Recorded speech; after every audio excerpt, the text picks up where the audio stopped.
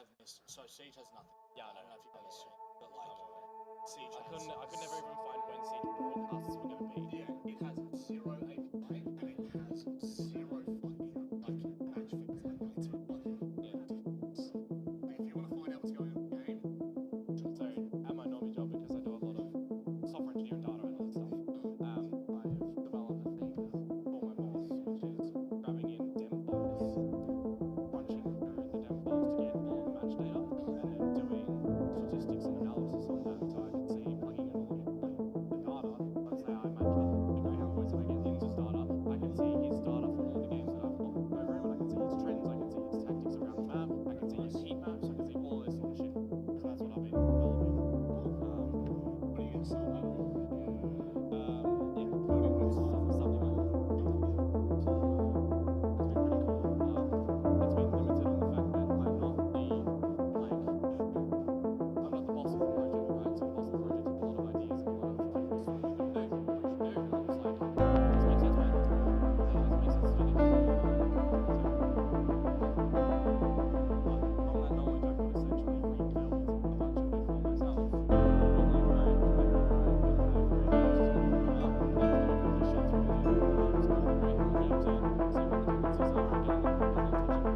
boss of the project, right?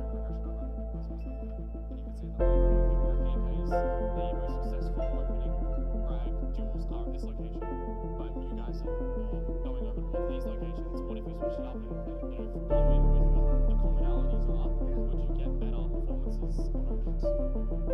boss of the project has a lot of ideas and a lot of like, this is what we should do, and I'm just like, does this make sense, man? Does it make sense to do this? But from that knowledge, I can essentially rebuild a bunch of it for myself.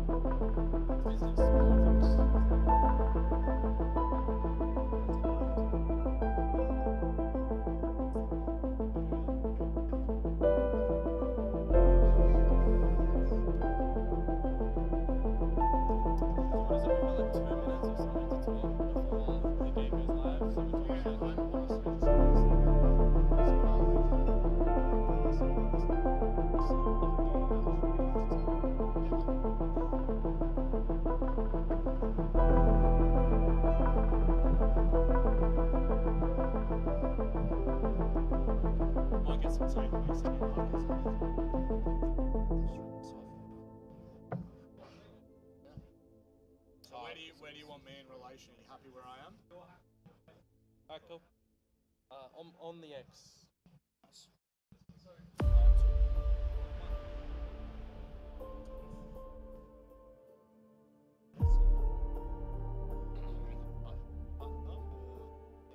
I've got like.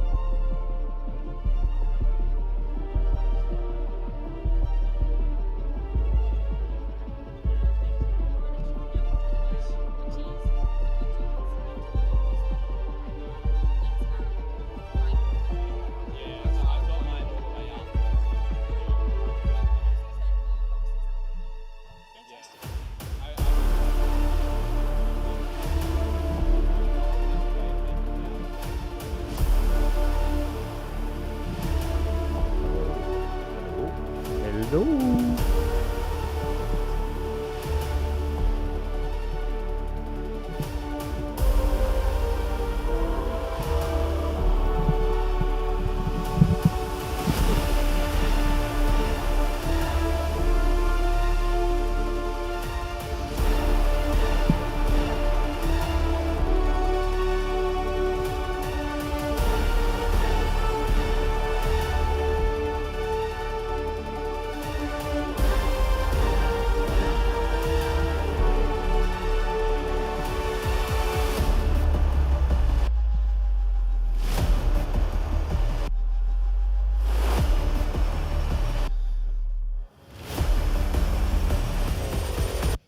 On still, Chris.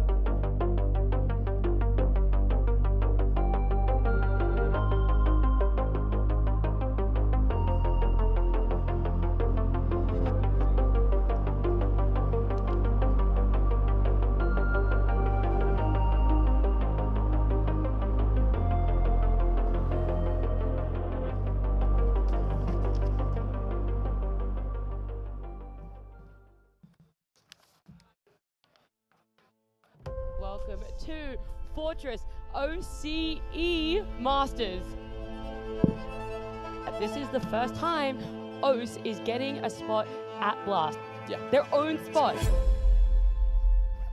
This is our qualifier. This is for us.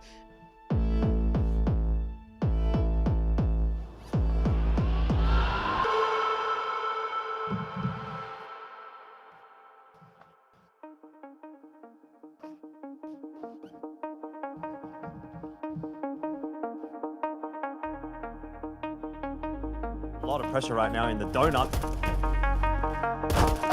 Oh, he hits two really crisp shots. Danger hearing the footsteps of the rap towards heaven, though, will definitely complicate this round. Yeah, TJP, how has he gotten two already with the Deagle? And Booster are going to win themselves a round like that.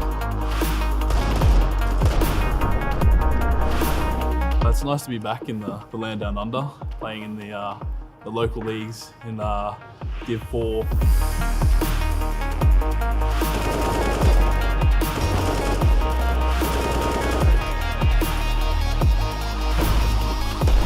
I think they shouldn't be thinking it's an easy match against us. We're coming to play.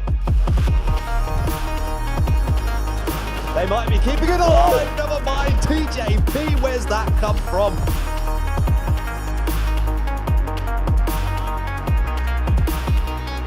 It's not gone well from the outset. Race has just come up with the absolute goods. I think we're in with a good chance to win.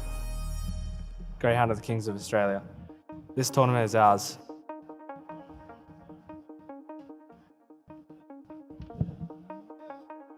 Good evening, everyone. We are live from the tavern here at Fortress Melbourne for the Fortress OCE Masters, a Blast Premier Qualifier. I'm going to be your host, Nat T, the same as the last weekend, but this time next to me is a little bit different in two ways, people and also how they're sitting. It's going to be Mac and Philly here. Do you guys always do this? Yeah, always. Yeah? Yeah. Just touching legs, you know, having a good time. There was a lot of, there was a lot of empty space. We might be able to put people here at some point. If anyone wants to jump in, they can just put their hand up. We'll get them on the couch, have a chat with them. Yes, you, that's right. Hey, I had to do it remote last time, so I just needed some human contact, you know. It's normal. You need to be as close to Mac as possible after doing it long distance last time. That's fair enough. Long distance is hard, guys. It is. It really, really is. But how excited are you guys for this weekend? We've got our semi-finals, our grand finals after having groups last weekend. How are the energy levels? Up here. They're high. I'm saving them for casting later. Yeah, we got a little Keen to get series into the later, arena? so we won't get too Yeah. excited. Keen to see all the action, though. We have, like we were talking about it last week, Nat, the semi-finals we have here up in the Alienware Arena. Both of them are just going to be so much fun because this first one, essentially, a lot of people thought it was going to be the grand final, right? Yeah. With Greyhound up against Encore. And then the second one we have later today, Vertex and Rooster. Just so many storylines coming out of all of these teams going into the first national LAN we've had in such a long time. 100%. And we'll get to talk and explain those storylines as we do progress a little bit more. But first of all, I do want to talk about the area that we're in. It's obviously different to last weekend for those of you guys who tuned in last weekend, but we are literally in the... Max got so much room. Look Feels at him. nice. He's going to be doing cartwheels across the... That's comfortable. Yeah. That's Yeah. real. Yeah. That's real. I'm Real an expert. leather. I would know. Oh, sorry. Oh, whoops. If you guys would like to see this bromance live in person, though, there are still tickets that you guys can grab. Today are 2 best of 3s, which means it is going to be a bit of a longer day. You can jump down, you can mill around the cameras where we're broadcasting live down in the tavern. There's also the Alienware Arena upstairs where you can see the players playing in person as well because it is this LAN final. They got everything here, you know. You can get yourself a feed, you can get yourself some drinks, you can watch some quality Counter-Strike upstairs. Yeah, all of your needs pretty much fulfilled. I mean, some of these spots you can even take a nice little rest over, maybe on some of the little benches and stuff. Yeah, you got everything you need. A couple of beers too. There'll be a little bit It's just floating comfortable. around. It's just great. It is. But I want to talk about this tournament a little bit more, how we got to the point that we're at right now. There was those open qualifiers right there on August 20th and 21st, where we had 4 teams coming in. We moved to the group stage where they were matched up against 4 of our invited teams. And from that, the top 2 from each group came here. They are here now at this LAN finals, live from Fortress Melbourne. And it kind of, the group stage at least, didn't go the way a lot of us were expecting. There were a few upsets. Rooster being one of those teams that came through the qualifiers. So they had to play back then on August. Then they played in the group stages on September. And now here they are on LAN. Do you guys think that was the biggest upset? I would say Vertex. Okay. Upsetting Encore, but at the end of the day, it's online best of ones. Anything can happen. You know, upsets happen all of the time in these kind of formats. So I think at the end of the day, we've ended up with 4 very quality teams. Maybe not playing each other in the order that you might expect, but look, at the end of the day, there is only that one spot over in Blast, so you have to beat some of the better competition. Maybe your fingers crossed that if in the case you're in the other semi-final on the opposite side of the bracket to Encore and Greyhound, you're like, oh, thank God I don't have to play one of those guys.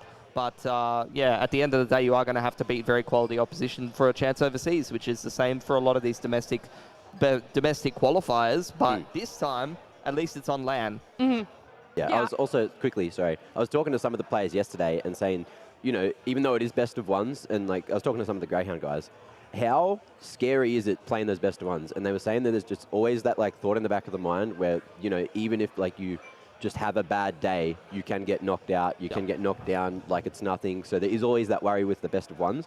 But now we're here with best of 3s. So it should be, you know, the better team winning. But I really hope that all these games are close. Yeah, 100%. It was that best of 1 last week. But like you said, we're moving to best of 3s. We can have a look at exactly how this LAN is going to be playing out. Just in case you guys didn't know, it is Greyhound and Encore. Greyhound topping their group. Encore actually coming second. Yeah. And then later today, it is that Vertex Rooster. Best of 3s, but if you guys lose this best of 3, you're out. So it's single elimination for this finals. And then tomorrow, it's going to be the grand final matchup right there. And if you guys had to head your bets, maybe put it a little bit out there. Who do you think is going to be doing the grand final tomorrow? Whoa, I don't want to get ahead of myself because I haven't seen a lot of these teams play on LAN, you know, especially in an environment like this upstairs. You know, you've got a nice little crowd there. And yeah, I'm not making any predictions just yet. I'll wait. I'll wait a little while. I think you can see any combination of the 4 teams in the grand final. Honestly, I very really true. Although this graphic is actually missing a very key factor that we have a show match tomorrow as well before the grand final. That's right. If you guys have tickets at all tomorrow to the LAN event, then you do get to go in the draw for this show match, this audience match. You guys can flex your skills. You'll be playing up where the players are playing, up in the Alienware Arena on those computers, and you know, maybe trying to impress some pros, impress some other people, impress all the CSGO fans. Or make a fool of yourself, you know. And have that fun. would be me. Yeah, that was me at national events, so yeah, there you go. I mean, I didn't even get there, you know what I mean? I'd be up there and be like, Sorry, what does this do again? Yeah. How do I play this? What's the button? Is it which one's mouse one? Wait, Dunno. there's utility? No, you learned a lot last weekend anyway. I I did. reckon you'd be fine. You're ready Yeah? for a show Yeah. match. All right, at put this me in the point. draw. Put me in the draw. I'll be the captain. I'll be the coach, actually. Well, I'll host. Nat? Yeah, look, we'll just slide you in somewhere up there. I'll coach one of the audience teams if you'll coach the other, and Matt can host it, and then we'll just get Dion and Rob to cast it. True. Yep. We'll get people from the crowd here as the analysts as well. Yeah. I'll be resident chair slapper. That's Yep. going to be fun. Chair slapper? Yeah. I thought that was my job. I thought that's the Boom, coach's boom, job. Boom. Yeah. Ready? You ready? I'm ready. I'm ready to be slapped. I'm also ready to see the schedule so you guys know what games are coming up. I mean, the slapping sounds fun, but the CS is going to be more exciting. It is a 4:30 start for Greyhound up against Encore, the BO3, and then roughly 8 p.m. for Vertex Rooster. This is a rolling schedule, so if Greyhound are the top dogs that everyone thinks they are, then it might be starting a little bit earlier than 8 p.m. But tomorrow it is looking to be an 8 p.m. Grand final best of 3 as well there. So now we can actually talk about the lineups a little bit more. We can delve more into this Greyhound Encore matchup that we know is going to happen as our first one. Sure. And sort of just Greyhound as a whole. They have a lot more pressure. They're expected to be coming first. Would you agree? Like, at any point, do you think? Yeah, I think they are the team that's expected to win the tournament for sure. Yeah. Yeah. I mean, they've domestically been very dominant. They've qualified for a lot of tournaments for a long time. Encore has kind of slipped into this position where at least the core of the team has qualified for a lot of overseas events as well, though. Not necessarily in the same qualifiers some of the time. Some of the times they had kind of missed each other in the past. Some of the times they had played in similar qualifiers. At least these two current rosters that we're seeing and these two additions of the team versus, you know, the historical cores of the team playing each other and that rivalry have only really played each other a couple of times, so mostly in the RMR qualifiers. So this will be another key time where they do actually get to play each other with their current cores for a overseas spot, because there is only one Oceanic team that could go overseas, and I'd say they're both pretty good candidates, and they're both teams that you have seen go overseas and represent our country. So look, I think at the end of the day as well, land's going to play a bit of a factor. And that's what I was going to touch on as well, right? So a couple of these teams have played LAN, but this is going to be the first time this setup of Encore with your Gratisfaction, with your Azar, is going to be on LAN, so we get to see how they operate. Greyhound, it's going to be Vexite's first LAN as well, so you've got to keep all eyes on him. He's going to have hopefully a big weekend, because you know, it's his first time playing. No, he's played in front of an audience, but first time on LAN here, you know, in front of a crowd. So that'll be interesting. And the same for, you know, Vertex. I think we got Forlex coming down from Sydney, so he's in the roster for this tournament and did a good job last weekend. Want to see what he can do on LAN. And then, of course, Rooster. They only have Chell, which has played on LAN back in like 2018, but the other 4, they're all so young, and it's their first LAN as well. Yeah, so. like not domestic events. I know that like some of them have played like their regional, you know, state LANs and stuff like that. Like Conk was telling me that, you know, at least ASAP's played some WA LANs, and that definitely does help. Like even me back when I was a player, playing some domestic LAN events like down at the Net Cafe or whatever, you know, Battle for Sydney's they used to be, and then having that experience and then going and playing like a national event does make it a little bit easier.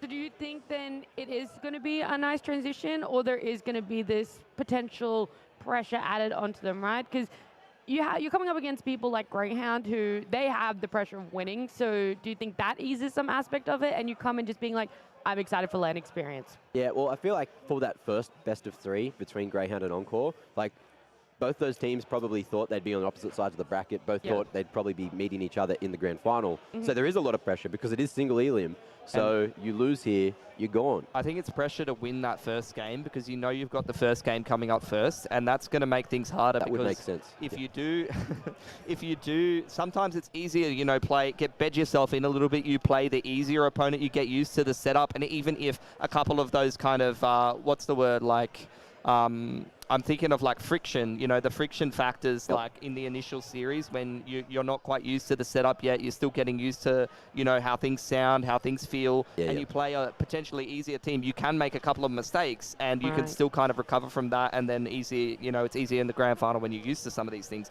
But when you play the harder series straight away, when some of those things are sort of wearing at you a little bit and worrying you a little bit, you know, and you know you have this must-win series. It's only a single elimination format. You know, most other kind of overseas these qualifiers are a little bit more forgiving. You do get a double elim if you have a bad day, if you have a bad series, you can recover from it. Yeah. But yeah, that's going to be a little bit harder, and that is going to be a little bit more pressure, I think, for some of these guys. How important is going to be that first map then? Because those aspects that you talked about, getting used to the environment, used to the space, obviously your matchup as well is quite high pressure for Greyhound and Encore. How important is this map 1 going to be? Or do you think they're both resilient enough that it might not weigh too much? Well, my biggest factor is I just hope we're going in and everything just works straight away, right? If, you know, there might be, you know, until the players get in game, they might come up with like a couple of things where, you know, it's on new computers, maybe they're just not quite ready, or like they've got some settings wrong, so we might see a couple of At the start of every tournament, you always see day 1, it's tech issue. It's every tournament. It doesn't matter what the tournament organizer is. It's always tech issues. It's always that pause for the player who hasn't checked the driver or all that kind of stuff, and everyone forgets about day 1.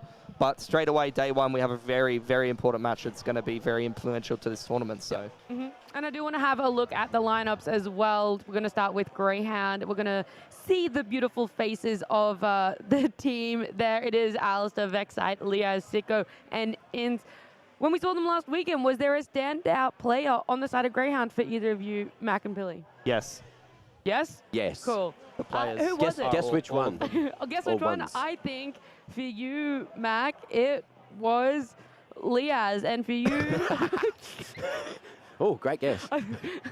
And for you, Billy, it was Vexite. Yeah, I love Vexite. Yeah, you can't go past him. Sicko played quite well last. Look at that rating, man. 2.6 KD. He was actually kind of popping off, and you know, obviously we all know he has that fragging potential. I think Ali was a little bit quiet, to be honest. Yeah, but he is someone that can definitely fire up on LAN. You know, he has been a little bit quiet in general lately, but like yeah. What you've mentioned about LAN, look, he always has pop-off rounds, but last week in some other tournaments as well, he did have some big games, some big maps. Yeah. So, look, he's here. He might have just been in a little bit of a rough patch, but I feel like he's starting to find the other side. And it's hard from such a small data set to really come to any conclusions. Like, it's good to get, obviously, the limited data of, like, how did they play last weekend?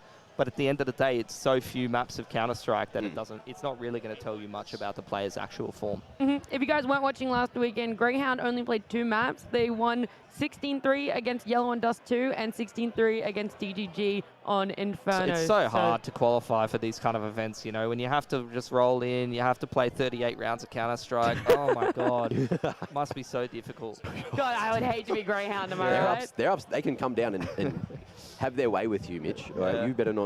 I look forward to it. It's you know, talking smack online, that's one thing. Talking smack on LAN in the tavern down here at Fortress, that's another thing. You don't want to be doing that. I actually was talking to them and I was like, oh, we could say anything. I know that you players don't go back and watch the VOD. And Ince was like, I'm actively now going to go back and watch the VOD. So is there anything you'd like to say Ince to is washed. future? He's just an eco-fragger, honestly. I didn't want to say it. But you agree? Like he only I wouldn't like, agree. What does he actually do? I wouldn't not agree. I'm impartial. I only rated him as the best player in Asia at one point, you know, so I don't think he's that good. Yeah, just, you know, subpar, and a subpar player like that, how are they going to face up against it? But Asia is not the whole world. Right, let's exactly. be honest. Like, there's so much more to it. But they're going to have to face up against Encore. Yeah. So let's have a look at their lineup, who hopefully they don't have any subpar players, Billy, as it is Savage, Gratisfaction, Sterling, Hazza, and Azza. Yeah, Hazza, for anyone who doesn't know, is actually Mac's son. You can see a strong family resemblance. I do need to go get a selfie with him just to prove that again.